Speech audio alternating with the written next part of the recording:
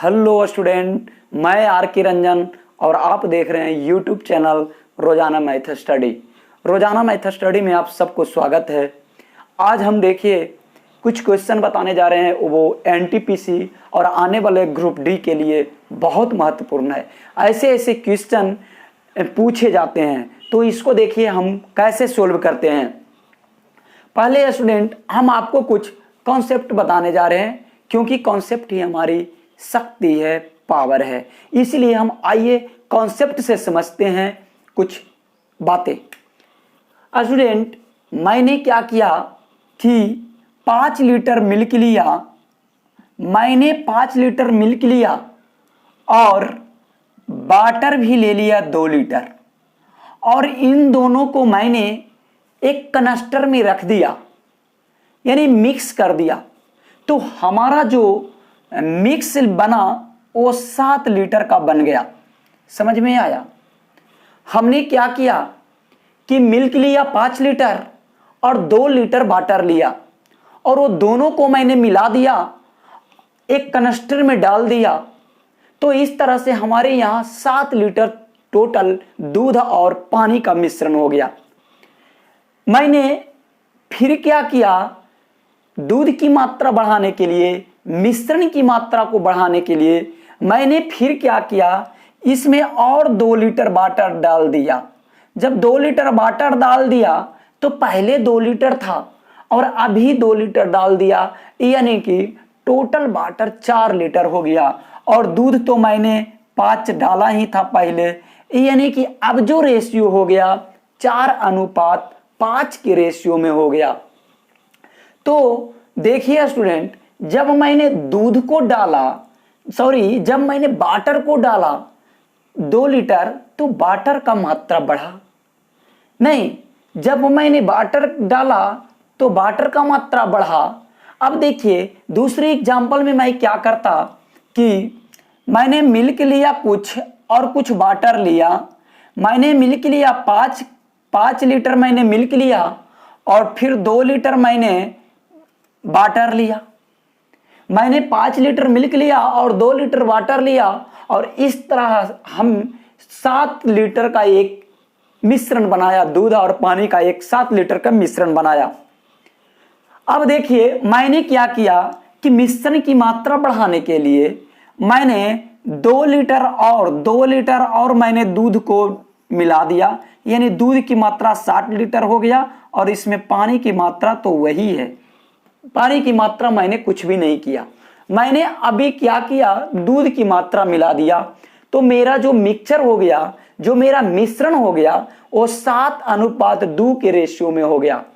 तो अब हम देखिए स्टूडेंट, एक छोटा सा बात समझिए कि मैंने जब पानी मिलाया तो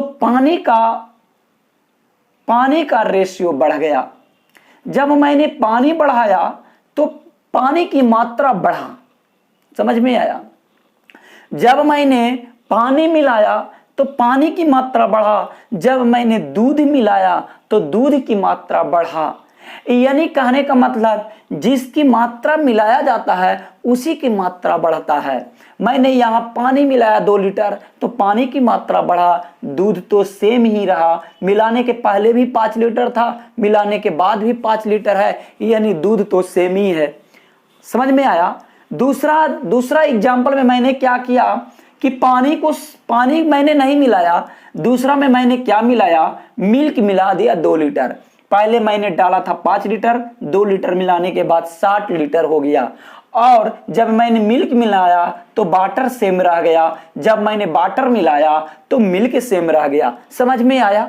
मैंने क्या आपको बताना चाह रहा कि जिसकी मात्रा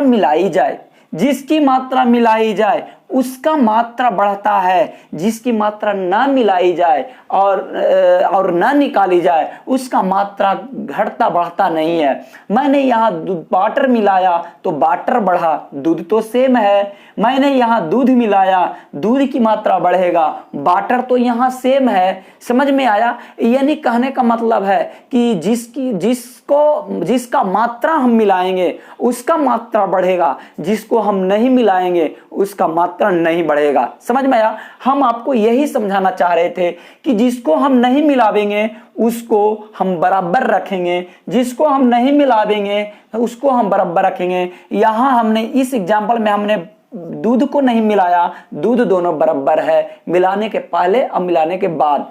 यहां मैंने वाटर को मैंने कुछ नहीं किया तो वाटर बराबर है मिलाने के पहले और मिलाने के बाद। समझ में आया? यानी कि जिसका मात्रा हम न मिलाएंगे न निकालेंगे तो उसका मात्रा सेम रहेगा। यानी आप समझ गए कि जिसका मात्रा मिलाया जाए उसी का मात्रा बढ़ेगा। चलिए अब हम चलते हैं आपको लेकर क्वेश्चन की ओर। देखिए इस प्रकार के क्वेश्चन बहुत सारे आते हैं। इस तरह से क्वेश्चन आपको एग्जाम में बहुत सारे देखने को मिलेंगे। अभी ग्रुप डी की एग्जाम आने वाला है, एनटीपीसी की एग्जाम आने वाला है, तो आप देखेंगे कि इस तरह के क्वेश्चन बहुत रहेंगे, बहुत क्वेश्चन रहेंगे। इसीलिए हम आपको इस तरह के क्वेश्चन को आप कैसे सोल्व कर देंगे, चुटकियों में हल कैसे कर देंगे, फर्स्ट ट्रिक से कैसे कर देंगे, उसको हम आपको बताते हैं। स्टूडेंट क्वेश्चन कह रहा है कि चीनी तथा पानी के 120 लीटर घोल में 40% चीनी है। कह रहा है कितना पानी और मिला दिया जाए। मैंने अभी क्या बताया? मैंने वही बताया, चीनी और पानी का घोल है। यहां हमने एग्जाम्पल में लिया था मिल्क और वाटर का लिया था, तो हमने देखा कि जब वाटर मिला रहे थे तो मिल्क बराबर हो रहा था और मिल्क मिला रहे थे तो वाटर बराबर हो रहा था। यानी कि जिसकी मात्रा ना मिलाएंगे, जिसका मात्रा मिलाया नहीं गया है वो बराबर करेंगे। समझ में आया? जिसकी मात्रा न मिलाया गया हो उसको क्या करेंगे? हम बराबर करेंगे। तो यहां देखिए इसमें करा कितना पानी और मिला दिया जाए। चीनी और पानी का मिश्रण था, चीनी और पानी का मिश्रण था जिसमें पानी मिलाया गया है, यानी पानी की मात्रा तो बढ़ेगा, ऑटोमेटिक है पानी की मात्रा बढ़ेगा। मगर बराबर कौन रहेगा? चीनी बराबर रहेगा। क्यों? क्योंकि मैंने चीनी मिलाया ही नहीं, इसलिए चीनी की मात्रा बराबर रहेगा। इसलिए हम क्या करेंगे? चीनी बराबर करेंगे। देखिए कैसे करते हैं। यहां लिखेंगे चीनी बराबर, यहां चीनी। देखिए चीनी कैसे बराबर होता है, चीनी कैसे बराबर होता है।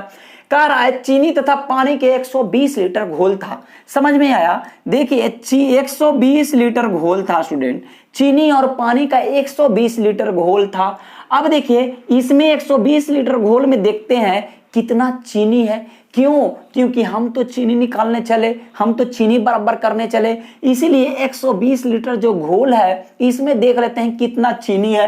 तो कह रहा है इस घोल में 40% चीनी है। 40% कहने का मतलब कि 120 का 40% होगा, 120 का 40% चीनी होगा। आगे कह रहा है कितना पानी और मिला दिया जाए। मिलाया जाएगा पानी। किस में मिलाया जाएगा?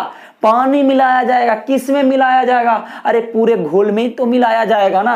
पूरे जो मिश्रण बना हुआ है, ये जो पूरा इसका 120 लीटर मिश्रण है, इसी में तो मिलाया जाएगा ना। मैंने क्या किया था? मैंने तो पूरा मिश्रण में दूध और पानी का जब मिश्रण बनाया था उसी में तो मैंने भी मिलाया था ना। तो मिश्रण जो अब इसमें जो 120 लीटर जो मिश्रण है इसमें करा कितना पानी मिला दिया जाए। तो मान लिया जाए स्टूडेंट कि मैंने x लीटर पानी मिलाया, मान लिया जाए कि मैंने x लीटर पानी मिलाया।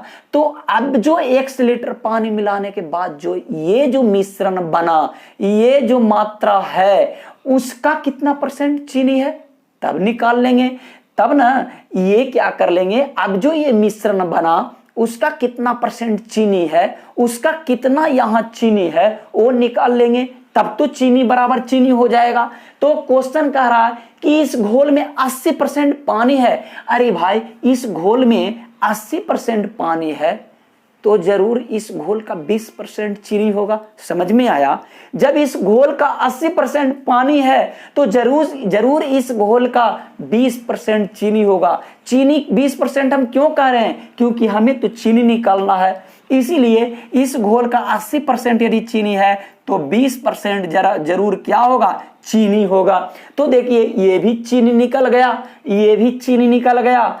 तो हम क्या करेंगे? चीनी बराबर चीनी हो गया, बराबर कि नहीं? हो गया कि नहीं? अब इसको कैलकुलेशन करना है, इसको हल करना है। देखिए ये देखिए % से % आप काट सकते हैं इजी वे में।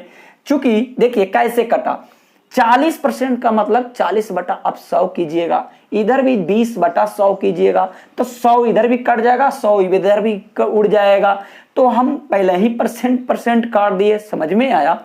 अब देखिए यहां कट जाएगा 20 से 20 दूना 40, 2 मरतबे कट गया। अब देखिए 120 दूना क्या हो गया, 120 दूना 240, और 240 में से 120 इधर आएगा, यानी कि 120, यानी x का मान आया 120 आया। अब हम x क्या माने थे, हम x मिलाया गया पानी, हम x माने थे पूरे मिश्रण में मिलाया गया वाटर, पूरे मिश्रण में मिलाया गया पानी की मात्रा, इसीलिए x जो आया, जो 120 आया, ये क्या है, पानी की मात्रा है। यानी 120 लीटर क्या किया गया था, पानी इसमें मिलाया गया था। समझ में आया। अब देखिए हम इसके इसी तरह के अगला क्वेश्चन जब बनाएंगे तो जो आपका कंफ्यूजन इसमें रहा होगा उसमें पूरी तरह दूर हो जाएगा। आगे देखिए, आगे देखिए क्वेश्चन कह रहा है, अगला क्वेश्चन क्या कह रहा है कि स्प्रिट तथा पानी के 60 लीटर मिश्रण में 80% पानी है।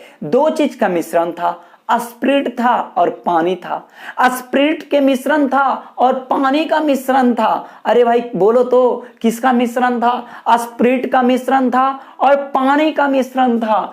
तो उसमें क्या किया गया, कितना पानी और मिला लेना चाहिए, कितना पानी निकाल लेना चाहिए। अच्छा एक बात बताइए, जब हम दूध और वाटर का जो मिश्रण बनाया था उसमें हम क्या किए थे, पानी मिलाए थे, तो पानी की मात्रा बढ़ा था, पानी उसमें डाला, इसीलिए पानी की मात्रा बढ़ा। अभी क्वेश्चन में कह रहा है कितना पानी निकाला जाए, कितना पानी निकाला जाए। तो जब हम निकालेंगे तो उसका मात्रा क्या होगा, बढ़ेगा या घटेगा, उसकी मात्रा घटेगा। निकालने पर मात्रा घटती है और डालने पर मात्रा बढ़ती है। यानी हमको यह समझ में आया कि घटेगा या बढ़ेगा जिसको डाला गया वो, मगर दूसरा जो स्प्रिट है उसका मात्रा तो सेम रहेगा। तो हम क्या करेंगे अब कि स्प्रिट की मात्रा को सेम करेंगे। देखिए स्प्रिट की मात्रा को हम सेम करेंगे, यानी कि स्प्रिट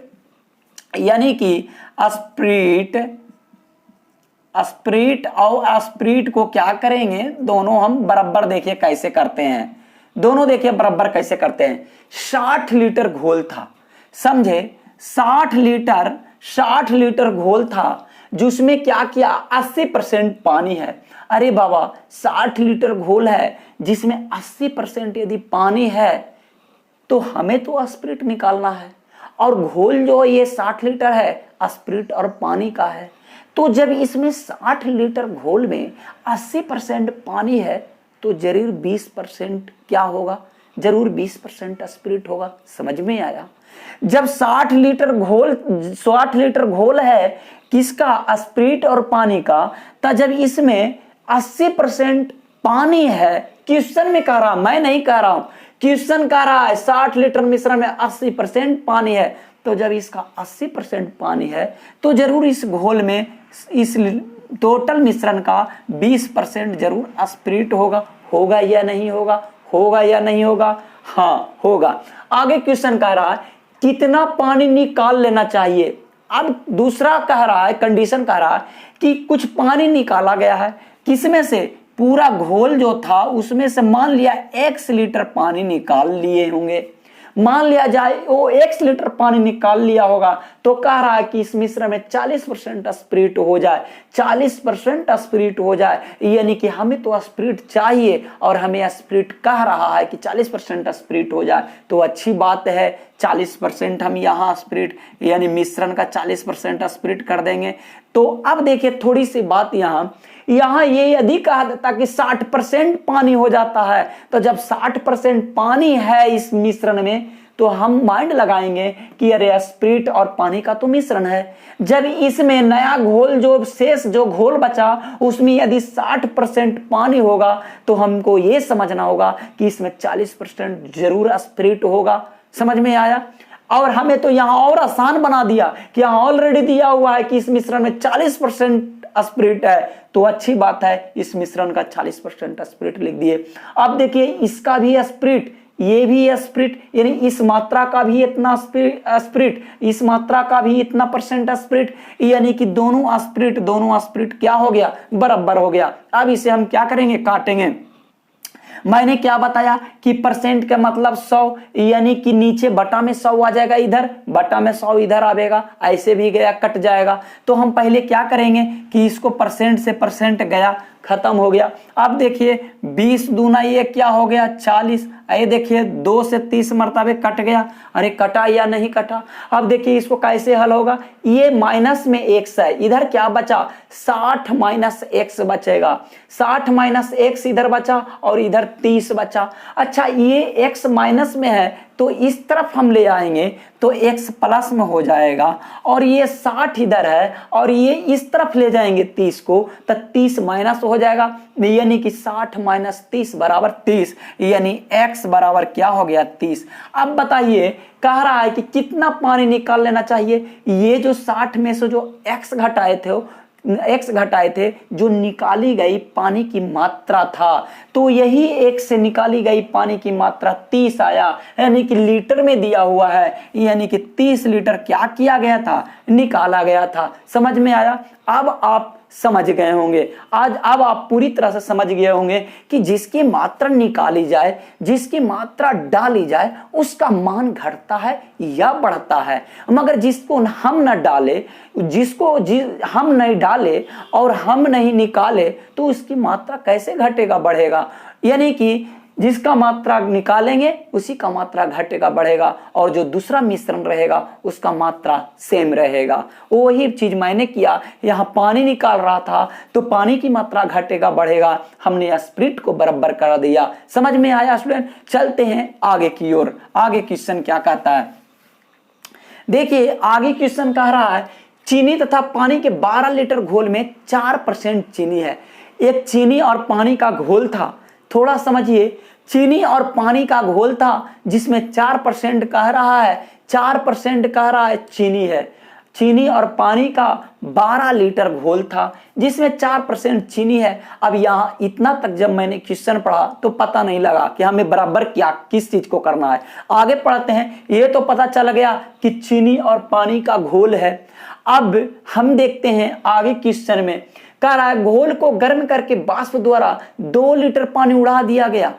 2 लीटर पानी उड़ाया गया, यानी 2 लीटर पानी निकाला गया। तो निकाला गया पानी, यानी पानी की मात्रा घटेगा, मगर बराबर किसका रहेगा, बराबर किसका रहेगा, बराबर चीनी रहेगा। चीनी को तो न मैंने निकाला न मैंने डाला तो उसका मात्रा तो सेम रहेगा, इसलिए यहाँ क्या करेंगे, चीनी बराबर करेंगे, यानी चीनी बराबर चीनी हम करेंगे। अब देखते हैं कह रहा है 12 लीटर यहाँ घोल था, 12 लीटर घोल में कह रहा है 4% चीनी है। 12 लीटर घोल था जिसमें 4% चीनी है, हमें तो चीनी ही तो चाहिए, तो 4% चीनी हम निकाल देंगे। अब देखिए कह रहा है कि घोल को गर्म करके वाष्प द्वारा 2 लीटर पानी उड़ा दिया गया। अरे भाई टोटल 12 लीटर था, टोटल 12 लीटर था और 12 लीटर इस मिश्रण में से 2 लीटर पानी उड़ा दिया गया, यानी अब जो मिश्रण बचा जो 10 में से 2 घटा देंगे, यानी कि 12 में से 2 घटा देंगे 10, यानी कि अब क्या बचा 10 लीटर बचा। क्यों? क्योंकि कह रहा है घोल को गर्म करके 2 लीटर पानी उड़ा दिया गया। पूरा घोल तो 12 लीटर था और 12 लीटर में से 2 उड़ा दिया गया, यानी कि अब टोटल घोल की मात्रा 10 लीटर बचा। अब कह रहा है कि शेष घोल में कितने परसेंट चीनी है, तो मान लिया जाए कि इस घोल में x% चीनी है, तो ये भी चीनी की मात्रा ये भी चीनी की मात्रा, यानी दोनों क्या हो गया, बराबर हो गया। समझ में आया, समझ में आया, दोनों क्या हो गया, बराबर हो गया। यानी अब देखिए ये परसेंट से ये परसेंट काट दिए, देखिए 12 × 48 यानी कि 48 हो गया। अब बटा ये 10 होगा तो 10 यानी कि 4.8। अब देखिए ये 4.8 ये क्या हो गया, प्रतिशत, यानी कह रहा है कि इसमें कितने परसेंट चीनी होगा, तो 4.8% इसमें क्या होगा, चीनी होगा। हाँ, हम समझते हैं कि इस तरह के जितने भी क्वेश्चन आएंगे आप इजी वे में बना लेंगे। आगे देखते हैं अगला टाइप के क्वेश्चन। अगला टाइप के क्वेश्चन क्या कह रहा है कि 12 वस्तुओं का क्रय मूल्य 9 वस्तुओं के विक्रय मूल्य के बराबर है, तो लाभ परसेंट ज्ञात करें। समझ में आया? कह रहा है कि 12 वस्तुओं का क्रय मूल्य 9 वस्तुओं के विक्रय मूल्य के बराबर है, तो कह रहा लाभ परसेंट निकाले। अच्छा, एक बात आप बताइए कि लाभ परसेंट निकालने के लिए या हानि परसेंट निकालने के लिए हमें किसका किसका जरूरत होता है? लाभ निकालना है तो एक तो चाहिए लाभ का मान और एक चाहिए क्रय मूल्य। क्यों? क्योंकि लाभ और हानि की गणना हर हमेशा क्रय मूल्य पे की जाती है। समझ में आया? लाभ या हानि की गणना हर हमेशा क्रय मूल्य पर किया जाता है। इसीलिए हमें लाभ निकालने कहेगा तो लाभ का रेशियो चाहिए और क्रय मूल्य का रेशियो चाहिए। हानि निकालना कहेगा तो हानि का रेशियो चाहिए और क्रय मूल्य का रेशियो चाहिए। समझ में आया?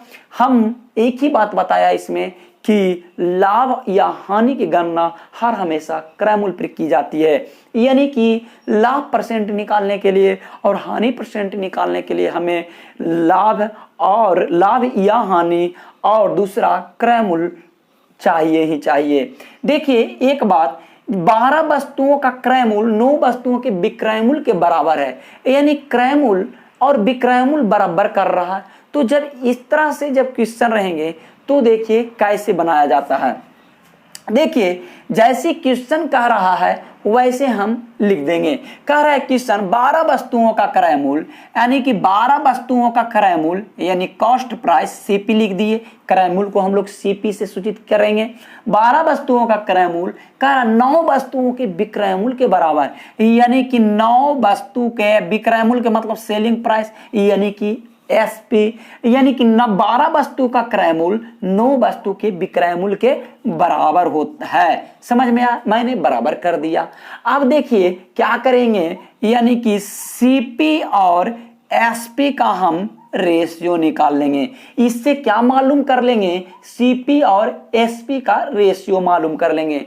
तो हम क्या करेंगे, रेशियो में हम लोग पढ़े थे कि जब दो मान बराबर रहे तो हम रेशियो निकालने के लिए क्या करते हैं कि दोनों को कोफिशिएंट को, दोनों के गुणांक को अदला बदली करके लिख देते हैं। समझ में आया? वो अब जानते होंगे कि जब दो राशि आपस में बराबर हो तो क्या करेंगे, उसको रेशियो निकालने के लिए उसके कोफिशिएंट को, उसके गुणांक को अदला बदली करके हम क्या करेंगे, लिख देंगे। वही उसका रेशियो होगा। तो देखिए यहां हमने 12 है और सीपी के साथ तो 12 हो जाएगा एसपी के साथ, 9 है एसपी के साथ तो 9 हो जाएगा सीपी के साथ। और ये जो रेशियो बना, जो क्रय मूल्य और विक्रय मूल्य का रेशियो बना, अब समझ में आ गया।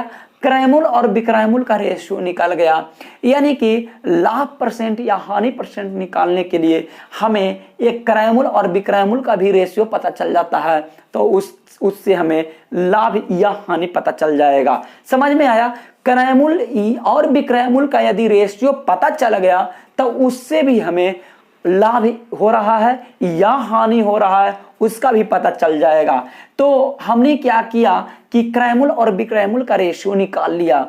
अब देखिए 9 रुपया की चीज, 9 रुपया में कोई वस्तु खरीदा और इसे खरीद कर उन्होंने 12 रुपया में बेच दिया, यानी आप कहेंगे कि सर इन्होंने 3 रुपया फायदा कमाया। आप कहेंगे 3 रुपया फायदा कमाया किससे, यानी कि ये लाभ हुआ। लाभ अब परसेंट निकालना है, लाभ परसेंट निकालना। अब देखिए 3 रुपया लाभ हो गया। अब देखिए परसेंट निकालना, लाभ परसेंट निकालना है तो हमने बताया था लाभ बटा क्रय मूल्य, तो क्रय मूल्य क्या है 9, यानी लाभ बटा क्रय मूल्य हो गया। अब देखिए 3 तिया 9, 1/3, 1/3 को हम लोग क्या लिख सकते हैं, 1/3 को 33.1/3% लिख सकते हैं। समझ में आया? 1/3 यानी कट के 3 तिया 9, 1/3, 1/3 को हम क्या लिख सकते हैं, 33.1/3 लिख सकते हैं। समझ में आ?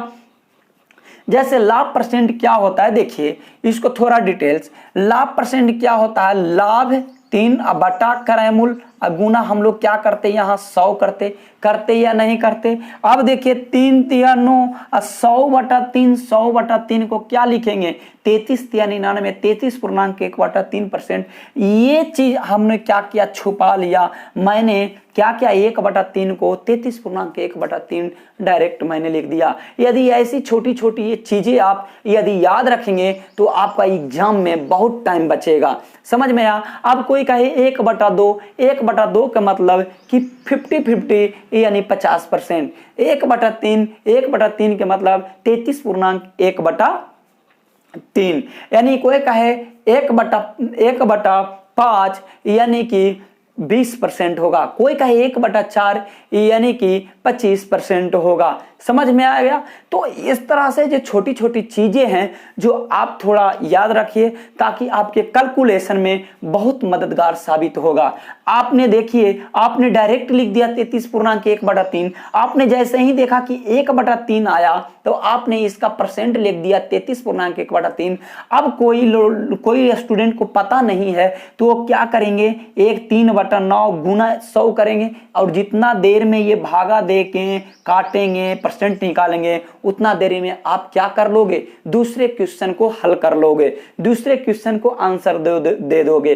तो इस तरह से जो टाइम बचत होगा, ये टाइम बहुत इंपॉर्टेंट है। इसीलिए ये आपको इस तरह से छोटी छोटी जो मान होता है उसे आप याद रखें। चलिए थोड़ा सा हम इसको और समझते हैं। देखिए थोड़ा सा और कैसे हम इस क्वेश्चन में समझते हैं। हमने क्या किया कि 12 का सीपी बराबर 9 का एसपी किया, तो हमने क्या देखा कि जो एसपी के साथ लगा हुआ है, जो एसपी का दोस्त है उसको मैंने सीपी को दे दिया, जो सीपी का दोस्त है उसको मैं एसपी को दे दिया। यानी कहने का मतलब ये हुआ कि हम दोनों का अदला बदली करके लिख देंगे, वही उसका अनुपात होगा। समझ में आया? मान लिया जाए कि अगला क्वेश्चन देखिए, अगला क्वेश्चन क्या है कि यदि 8 वस्तुओं का क्रयमूल 9 वस्तु के विक्रय मूल, तो हमें तो निकालना है क्रयमूल और विक्रय मूल का रेशियो निकालना है।